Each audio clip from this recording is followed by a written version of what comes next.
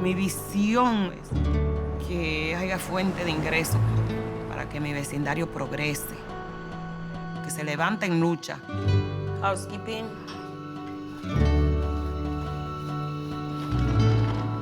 Era muy difícil cuando tú oías un comentario en una radio local diciendo, ¿y qué va a hacer esa sirvienta en el City Hall? Porque esa es lo único que sabe pasar vacuum. Y ahí fue donde empezó mi verdadera lucha. We give tax break for the rich people, but we don't support the poor people.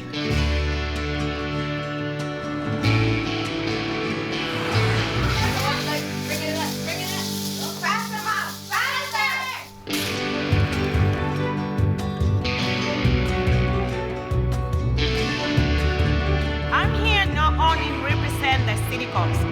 I'm here today to represent my community, workers' community.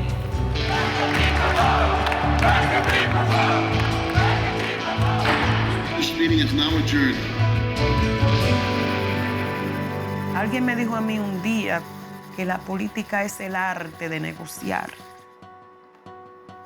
Yo estoy ahí para hacer un negocio, pero un negocio justo. Hi, I'm Robert Chang, the associate producer of America ReFramed. I'd like to say hi to filmmaker Margo Guernsey today. Hi, Margo. Hi, Robert. It's a pleasure to be here. Can you tell me a little bit about yourself and your film, Councilwoman? Councilwoman is the story of a hotel housekeeper who is on the Providence, Rhode Island City Council. This is my first feature documentary film. Political positions at low levels in our country pay very little. Not everyone knows that, but in Providence, it's $18,000 a year. So I knew she'd keep her job at the hotel. And we just don't have politicians who are working, clocking in and out, doing any kind of manual labor jobs. But the decisions that get made every day in government affect everybody. So that's where the story started. That's where the film comes from.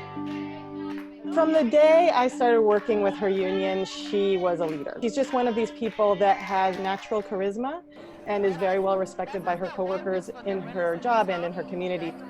We had about 15 years of trust that was already existed before she ran for office and before the idea of a film ever crossed my mind. That was also very important to me. I think it's also important to her. And then there's also just the fact that by doing this job, by taking on two jobs at the same time, which is almost unheard of, she became someone that I think her story can illuminate bigger trends of what happens across the country and other communities. My community lives check by check. That's a sacrifice. 2 paycheck or maybe 3 paycheck. It's very rare to have working class people in public policy decision-making circles, let alone in office. We have people who have come up from working class positions. Even those folks are few and far between. So what Carmen's doing bucks the trend across the political spectrum. A lot of people feel disenfranchised and feel like they're not being represented. And I think having Carmen's story out there at a time like this helps everybody remember we have to talk about all ways in which people need to be represented. And that is, yes, it's about race and gender, it's also about class and a lot of other things. The film presents a number of scenes of intimate access to events that's occurring, behind closed doors. I was just wondering if you can talk a little bit about your decision to include those moments in the film and what it was like to shoot those scenes.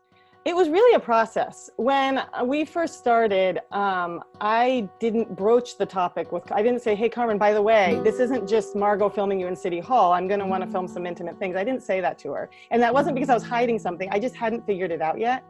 And there's a scene in the film in the kitchen when her husband's cooking dinner and she's just come home from a meeting at City Hall. Mañana tú tienes que entregar ese grupo de tareas. Y también esta. Todo. We filmed actually that evening precisely because her husband had recently arrived in the country. And I wanted to meet him, and so that, so that's how we ended up there that evening. Bien, eso. No hicieron nada, varían. Tenía que hablar ahí de la rebaja de los impuestos, que a los ricos les rebajan todos los impuestos, a nosotros los pobres que nos lleven.